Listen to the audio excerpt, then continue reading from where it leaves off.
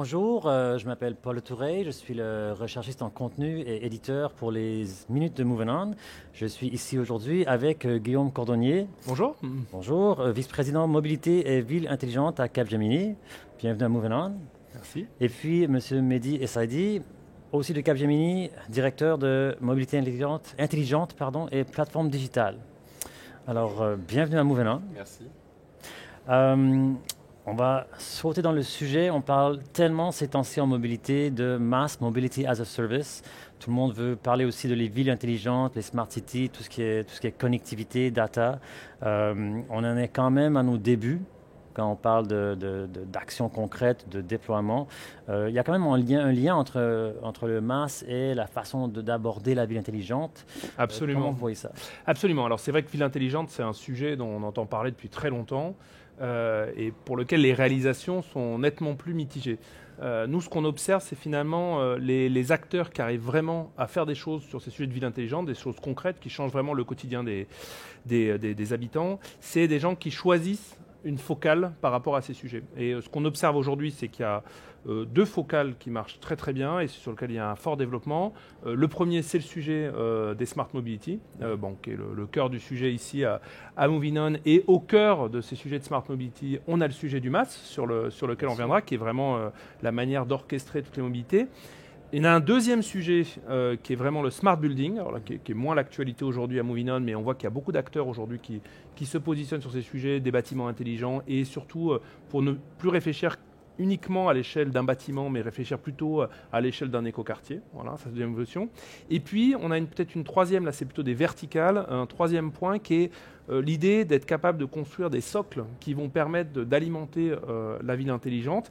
Et là, on a un exemple très concret dont on vient de parler juste avant, qui est la ville de Dijon, qui pour le coup est probablement un des exemples les plus mûrs de construire un socle de données qui va alimenter et permettre de piloter la ville au sens large. Et du coup, ce qui est intéressant, c'est que Dijon, du coup, maintenant, ils réfléchissent comment, à partir de ce socle, je vais développer ma smart mobility, je vais développer mon smart building. Et d'ailleurs, on a les cas absolument inverses, qui est des acteurs qui sont partis sur le MaaS et qui se disent, maintenant que je commence à avoir mon MaaS qui me permet d'avoir une agrégation de mes services de mobilité, est-ce que je ne peux pas aller pousser des services qui vont aller au-delà? Et pas plus tard qu'hier, à Moving On, on parlait avec la ville de Lyon, qui a vraiment cette problématique de comment ils vont être capables de pousser des services dans l'éducation, dans les sports, dans la culture, à partir d'un MaaS. Enfin, pour compléter ce que dit Guillaume, moi, ce que je trouve très intéressant, là on est au 3e jour de Moving On, moi j'ai le sentiment qu'on a énormément parlé de ce pilier, ce vertical mobility, dans les smart cities, qui gravitent beaucoup autour du MaaS et des plateformes mobility as a service, ce qui montre bien qu'on sent qu'il y a quelque chose qui se passe autour de ce sujet-là. Et nous, j'ai envie de dire Capgemini, qui adressons j'ai envie de dire l'écosystème large des acteurs de la mobilité, les transporteurs, les constructeurs auto. En fait, ce qu'on voit, c'est depuis 1 an et demi, une vraie accélération autour des sujets mobility as a service. Donc c'était très conceptuel il y a 4 à 5 ans. Quand même un écosystème qui s'est structuré avec des plateformes qui sont montées, parfois soutenues par des grands groupes. Oui. Il y a eu beaucoup d'expérimentation ces 2 dernières années. Et nous, là, concrètement, ce qu'on est en train d'observer, je pense que c'est encore au début, mais la dynamique est vraiment forte. On observe de plus en plus de transporteurs ou de villes qui se mettent à lancer et à proposer des marchés qui sont sur des horizons 5 ans, 15 ans, donc des choses assez importantes et qui ne sont pas des pilotes, qui sont des passages à l'échelle de plateformes mobility as a service. Donc c'est extrêmement intéressant, c'est extrêmement excitant et nous chez Capgemini, on prend ce sujet à bras le corps et on est persuadé qu'on a énormément de choses à apporter sur le sujet. Et d'ailleurs la ville de Montréal vient d'annoncer qu'il se lançait aussi dans un MaaS. En effet. Donc ça se passe aussi ici. C'était d'ailleurs l'introduction de Madame la maire. Absolument. Ah bon? Bien. On a parlé de cette idée de socle, comme si cette version initiale, c'est un peu la pierre angulaire sur laquelle on peut ensuite bâtir plusieurs étages de plus à partir de ce début. Mais ce début, il faut qu'il soit quand même robuste, il faut qu'il soit bien pensé. Je sais que par exemple, sur l'exemple de Dijon, vous avez dû fédérer beaucoup de départements. Alors ici, on parle de public, de privé, des acteurs qui ont parfois des objectifs semblables, mais qui n'ont pas du tout l'habitude d'œuvrer ensemble. Absolument. Cette logique d'écosystème, elle est absolument fondamentale quand on parle de smart mobilité et plus particulièrement de masse. Donc effectivement, elle pose la question déjà de comment on va être capable d'agréger un certain nombre d'acteurs, parce que finalement, la finalité du mass, c'est d'être capable de proposer une expérience à l'utilisateur final, au voyageur, sans couture, donc la plus agrégée possible, donc pour utiliser des modes de mobilité extrêmement différents, et pour aussi avoir une expérience bout en bout, donc on parle de point A au point B ou door to door, et donc du coup aussi de la réservation jusqu'au paiement en passant par des éventuels services additionnels autour de la Smart City. Donc du coup il faut fédérer tous ces acteurs de mobilité, voilà, que ce soit les acteurs du transport public, que ce soit des acteurs de nouvelles mobilités. On voit qu'il y en a de plus en plus des nouveaux. Là, hier soir, il y avait quelqu'un qui présentait un concept de faire des smart tuk-tuk, voilà, ça vient d'Asie. Donc pourquoi pas, évidemment, ça peut aller demain. On en a parlé aussi de faire des robots taxis aériens. Enfin voilà, donc il faut fédérer tous ces acteurs.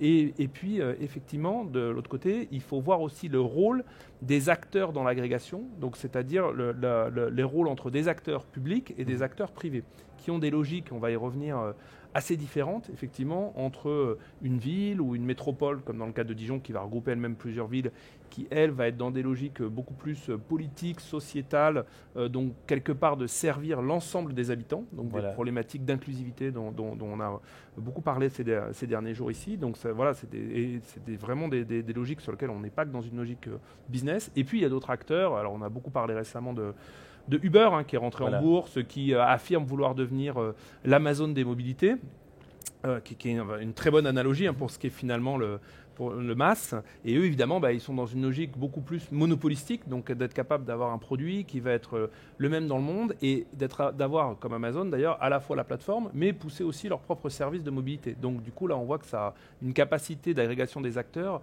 qui est plus difficile. Donc ces deux modèles-là, finalement, entre des modèles beaucoup plus tirés par des acteurs publics et des modèles beaucoup plus tirés par des acteurs privés, on voit aujourd'hui que les initiatives se lancent dans les deux sens et bien malin de savoir aujourd'hui qui, à la fin, va gagner dans ces différents modèles.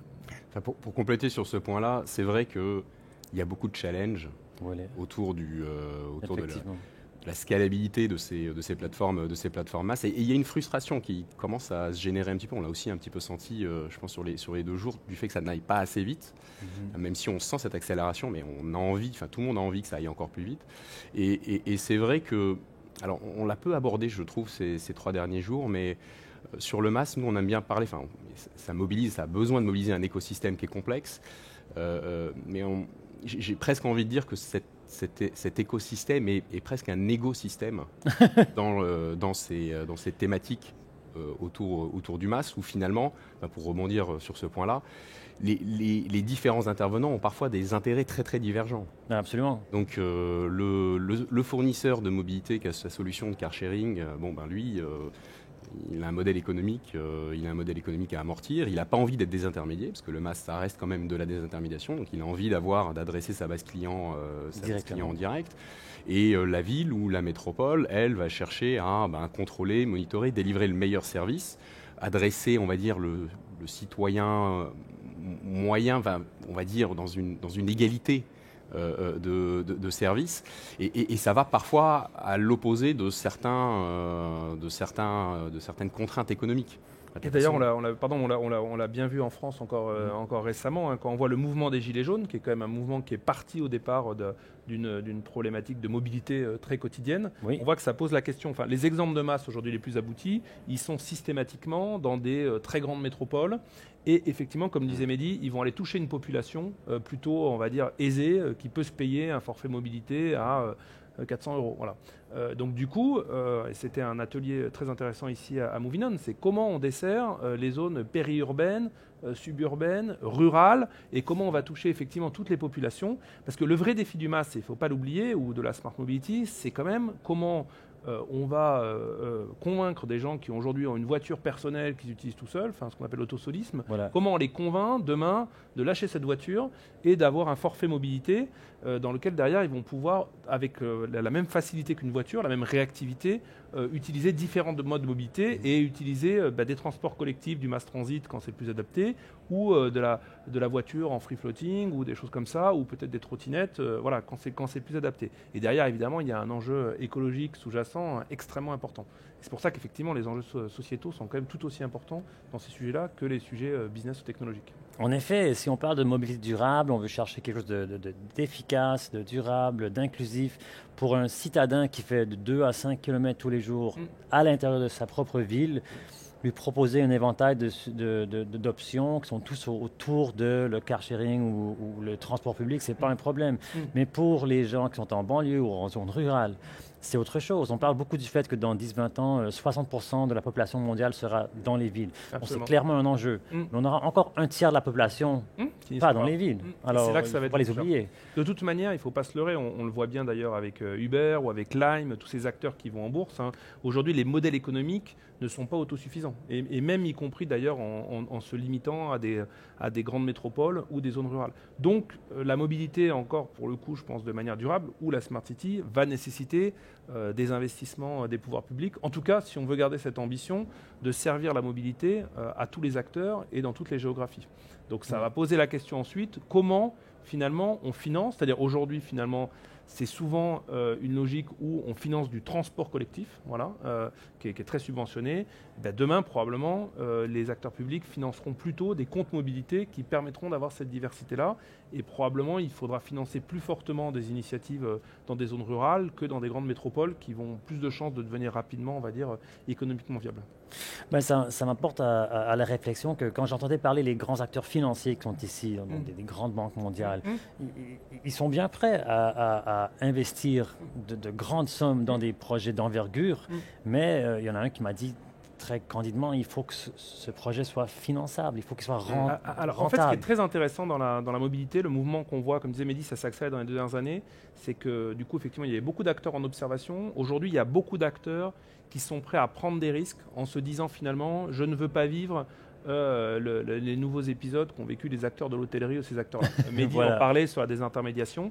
Et alors, ce qui est intéressant, c'est que l'hôtellerie, c'est déjà large, mais en fait, quand on parle de ces sujets de mobilité ou de Smart City, on a un panel d'acteurs beaucoup plus large. Donc on a à la fois des acteurs qui sont du transport collectif et qui se disent bien, demain, si je ne veux pas juste me retrouver à opérer des trains qui seront de toute manière pilotés de manière autonome, donc on ne va avoir plus rien de la chaîne de valeur, il faut que je monte sur la partie de l'expérience client de la Smart Mobility. On a les acteurs de l'automobile qui, eux, se disent, mais du coup, demain, si je ne veux pas à un moment ne plus arriver à vendre de voiture, parce qu'une voiture aujourd'hui, 90% de son temps, elle n'est pas utilisée.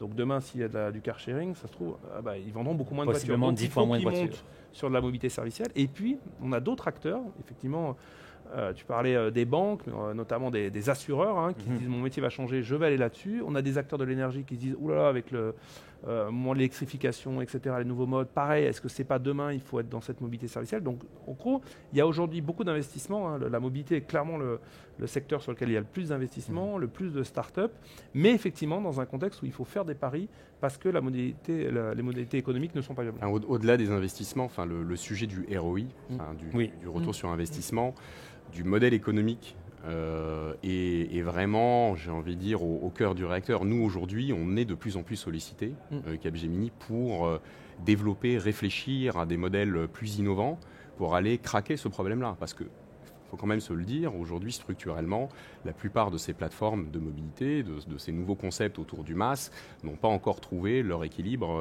le bon modèle, on va dire, le bon modèle économique. Oui. Donc ça, effectivement, ça va être quelque chose qui sera important à stabiliser et à craquer dans les mois ou les années à venir. Et ce qu'on voit, c'est que beaucoup d'acteurs nous sollicitent sur justement comment aller vite, donc c'est-à-dire comment aller à la fois du business model, c'est-à-dire finalement je suis un acteur qui veut aller sur le sujet de la mobilité, quel peut être mon positionnement, ma valeur ajoutée dans un sujet où beaucoup d'acteurs viennent, et comment je mets en place rapidement ces plateformes technologiques, ces MaaS, ces alliances dont on parlait, je construis ces modèles économiques, etc. Donc il y a un besoin vraiment d'être capable dans des délais très très courts, de 6-9 mois, de construire ça.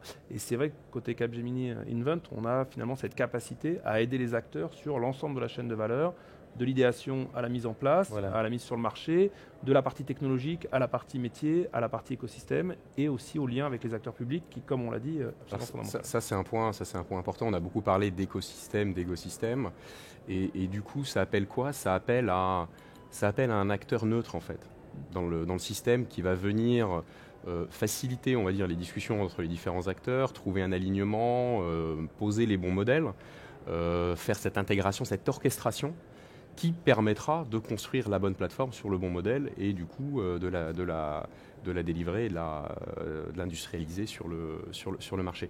Et donc effectivement, nous on est de plus en plus sollicités pour jouer ce rôle-là. Vous avez un savoir spécialisé, mais en même temps vous arrivez en tant que partie neutre qui peut, de façon plus ou moins objective, regarder, évaluer chaque acteur et voir comment. En fait, nous, la spécificité qu'on a, c'est que le groupe Capgemini n'a pas d'ambition dans le B2C.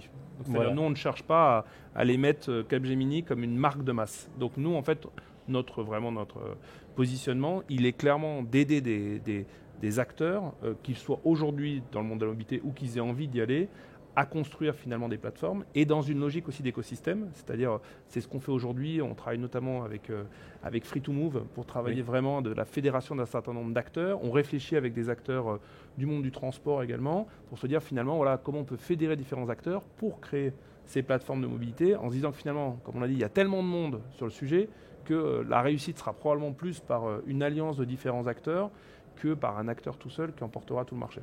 Et peut-être le dernier point qui fait qu'aujourd'hui on est aussi sollicité de plus en plus sur ces sujets-là et qui illustre bien l'accélération et la volonté d'industrialiser et de scaler ces plateformes-là, c'est qu'il y a un appel et un besoin pour un acteur industriel. Voilà. Un acteur industriel qui va industrialiser ces plateformes de mobilité. Et donc du coup, ça nous donne le sentiment qu'on a complètement notre rôle et notre place à jouer dans ce nouvel écosystème. C'est très bien. Alors, il y en a beaucoup qui ont fait de la recherche et maintenant ils veulent passer au développement et vous êtes là pour les appuyer. Absolument. Guillaume, sur la mise en œuvre. Mehdi, merci beaucoup d'avoir passé à Moving On. Ça fait un grand plaisir. Merci partagé, merci.